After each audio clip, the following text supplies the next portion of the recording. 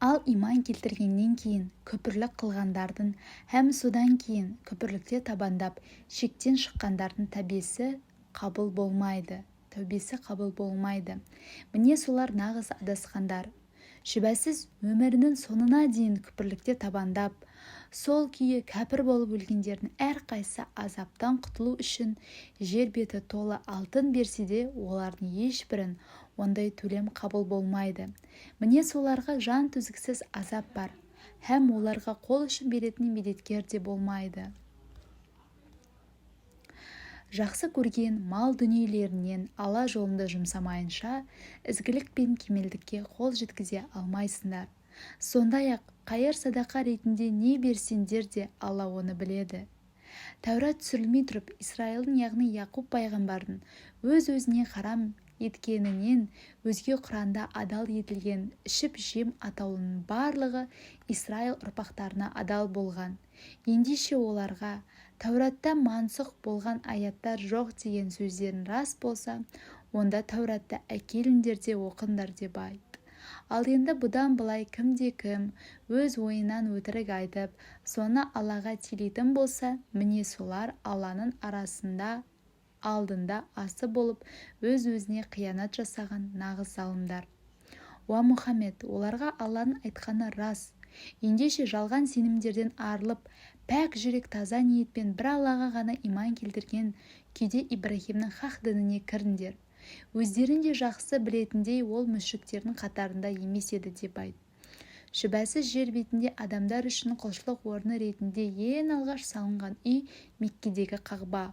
Ол құт берекенің қайнар көзі, күллі адамзатты тура жолға бастаушы һәм бет бұратын құбыла. Онда оның қасиеттілігін көрсететін айқын белгілер мен дәлелдер, соның ішінде Ибрахимнің құлшылық еткен орны бар. Кімде-кім Алланың үйіне кірсе, қауіп-қатерден аман болады. Алланың үйін зиярат етуге шамасы жететін әрбір адам үшін қажылыққа бару оның мойнындағы Алланың ақысы. Ал кімде-кім күпірлік қылып, қажылықты жоққа шығарса, немесе жағдайы болып, шамасы жетіп тұрып, қажылық парызын өтемесе, біліп қойыңдар. Алла ешкімге мұқтаж емес, ешкімнің қажылығына да, басқа құлшылығына да зәру емес. Керісінше, бүкіл ғалам оған мұқтаж. Оларға, ей кітап иелері, Алла не істеп, не қойып жүргендеріне толық куә болып тұрғанда, неліктен Алланың аяттарын жоққа шығарып күпірлік қыласыңдар деп айт. Сондай-ақ оларға, уа кітап иелері, өздерін ақиқатқа куә бола тұра, неліктен Алланың тура жолын қисық теріс етіп көрсетуге тырысып, иман келтіргендерді Алланың хақ жолынан қақпалайсыңдар. Алла не істеп, не қойып жүргендерінен бейхабар емес деп айт. Уа иман келтіргендер, егер кітап иелерінің бір тобын айдағаны жүріп айтқанына көнетін болсаңдар, онда біліп қойыңдар, олар сендерді иман келтіргеннен кейін кері кетіріп, діннен бездіріп кәпір қылады. Көз алдарында Алланың аяттары оқылып жатқанда һәм араларында Алла елшісі жүргенде қалай ғана діннен безіп күпірлік қыласыңдар? Кімде-кім Аллаға шын көңілден берілсе, шүбәсіз тура жола түскені.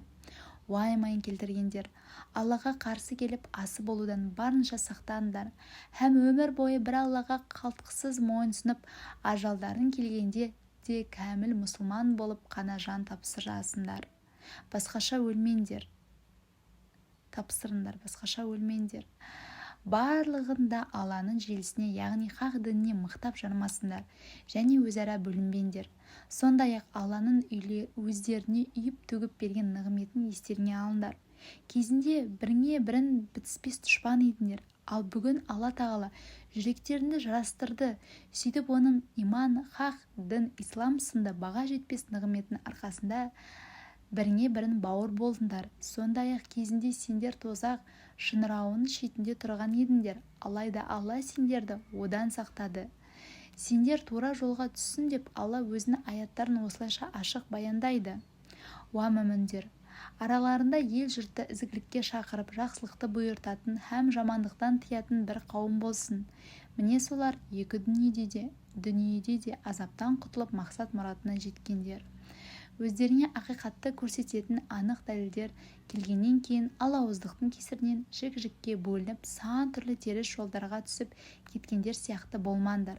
Олар үшін алапат азап бар. Күндердің күнінде біршама жүздер жарқырап, біршамасы қараяды. Сонда жүздері қарайғандарға иман келтіргеннен кейін күпірлік қылдыңдар солай ма? Ендеше күпірлік қылғандарың үшін мына азапты тартыңдар делінеді. Ал жүздері жалқын болғандар Алланың шексіз мейіріміне бөленіп жұмаққа кіреді. Олар мәңгі бақи сонда мекендейді. Міне бұлар Алланың аяттары. Біз оларды саған титтей де күмән араластырма ақиқаттың нақ өзі ретінде оқып берудеміз. Алла бірде-бір жаратылысқа ешкімге қиянат жасауды қаламайды. Күллі аспан әлемі мен жердегінің бәрі бір Аллаға тиесілі. Сондай-ақ барлық істер нәтижеде Алланың алдына барады. Сөйтіп ол қай іске қандай үкім шығарса сол болады.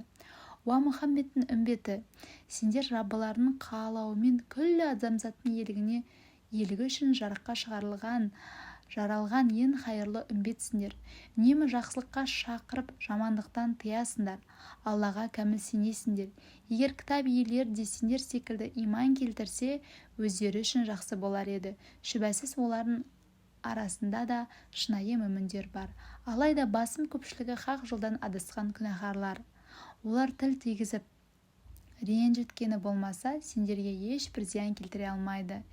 Егер сендермен соғысатын болса, жондарын көрсетіп қашады. Содан соң олар ешкімнен қолдау таппайды. Олар пешенелеріне қорлық мөрі басылғандықтан, қай жерде жүрсе де қорлықтан көз ашпайды. Тек Алла тарапынан қорғауға алынғандарының және мүміндердің қорғауында болғандардың жөні бөлек. Сондай-ақ олар Алланың қаһарына ұшырап, маңдайларына бейшаралық мөрі басылды.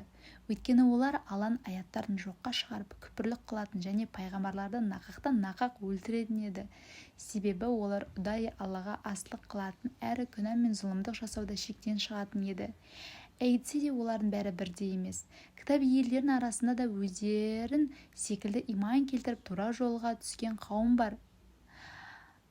Олар түнімен Алланың аяттарын оқып сәждеге жығылады. Олар Аллаға һәм ақырет күніне кәміл сенеді, һәм ел жұртты жақсылыққа бұйыртып жамандықтан тыюға тырысады. Сондай-ақ хайырлы игілікті істерде бір-бірінен жарысады. Міне солар ізгі жандардың қатарында. Олар қандай жақсылық істесе де Алланың құзырында еңбектері еш кетпейді. Алла өзіне қарсы келіп, асы болудан барынша сақтанған, өзін лайықты деңгейде тиісінше ұлықтайтын тақуа жандарды жақсы біледі. Күпірлік қылғандардың мал мүліктері мен бала шағалары Алланың алдында оларға титтей де пайда бермейді. Олар тозақтықтар, олар мәңгі бақи сонда болады.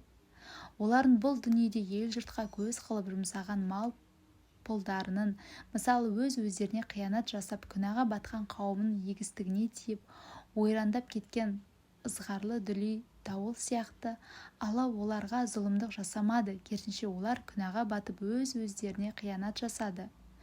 Уайыман келтіргендер, мүміндерден өзгені сырлас дос тұтпаңдар, өйткені қасқой кәпірлер сендерге жамандық жасау үшін қолдарынан келгенін аямайды. Сондай-ақ олар сендердің қиындық пен қасіреттен көз ашпағандарыңды қалайды. Көрмейсіңдер ме? Сендерге деген дұшпандықтары ауыздарынан төгілуде, ал іштеріне бүккен қастығы одан бетер. Егер ақылға салып ойланып тиісінше әрекет ететін болсаңдар, сендерге анық ақиқаттарды ашық баяндаудамыз. Сендер жүректерін таза, көңілдерін пәк болғандықтан оларды дос тұтып жақсы көресіңдер. Алайда олар сендерді жақсы көрмейді. Сондай-ақ олар илахи кітаптың барлығына кәміл сенесіңдер. Олар болса сендермен жолыққанда иман келтірдік деп айтады. Ал өздері оңаша қалғанда сендерге деген ыза көктен бармағын шайнап тісін қайрайды. Оларға сол ыза кектеріне булығып өліңдер деп айт. Шүбәсіз Алла көкіректердегі сырлардың бәрін біледі. Егер сендер қандай да бір жақсылыққа кенелсеңдер, бұл олардың көңіліне қаяу түсіреді. Ал бастарына қандай да бір жамандық келсе, онда олар мәз болып қуанады.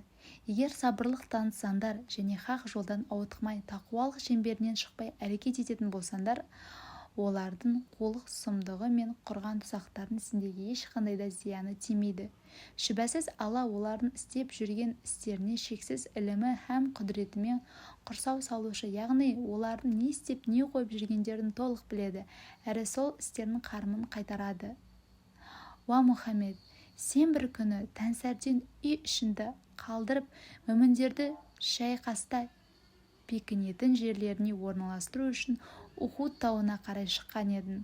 Алла сәмих, бәрін естуші, әлем бәрін білетін шексіз ілім иесі. Міне сол кезде араларынан екі бірдей жасақ жігерсіздік танытып кері шегінуге бел буған еді. Олардың қорғаны һәм медеткері Алла еді. Алайда олар соған қарамастан жігерсіздік танытты. Мүміндер қандай жағдайда болмасын ұдайы бір Аллаға тәуекел етуі керек. Шүбәсіз ол сендерге кәпірлермен салыстырғанда өте аз әрі тым қауқарсыз болған кездерінде Бәдірде қолдау көрсетіп жеңіске жеткізген еді. Ендеше Аллаға қарсы келіп асып болудан барынша сақтаныңдар, тақуалық шеңберінен шықпаңдар, сонда оған тиісінше шүкіршілік еткен боласыңдар. Уа Мұхаммед, сол кезде оларға Раббыларын сендерге көктен түсірілген 3000 періштемен жәрдем беріп қолдаса жетпей ме деген едің. Әрине жетеді. Егер сабырлық танытсаңдар һәм Аллаға қарсы келуден сақтансаңдар, дұшпандарын дәл қазір тұтқиылдан шабуыл жасайтын болса, Раббыларын жауынгерлік нышаны бар 5000 періштемен сендерге жәрдем береді. Алла бұл жәрдемді сендерге тек сүйінші ретінде һәм сол арқылы жүректерін орнықсын деп көрсеткен еді. Жәрдем мен жеңіс әзиз ұлы, бәрінен үстем әрі хаким, әр ісі мен әрбір үкімде талай хикмет болған асқан даналық иесі Алладан ғана келеді. Тыңдағандарыңызға рахмет. Каналға тіркеліп қойсаңыздар болады. Жаңа сүре аяттар шыққан кезде ең бірінші сіздер біліп отырасыздар, ең бірінші сауапты сіздер алып отырасыздар.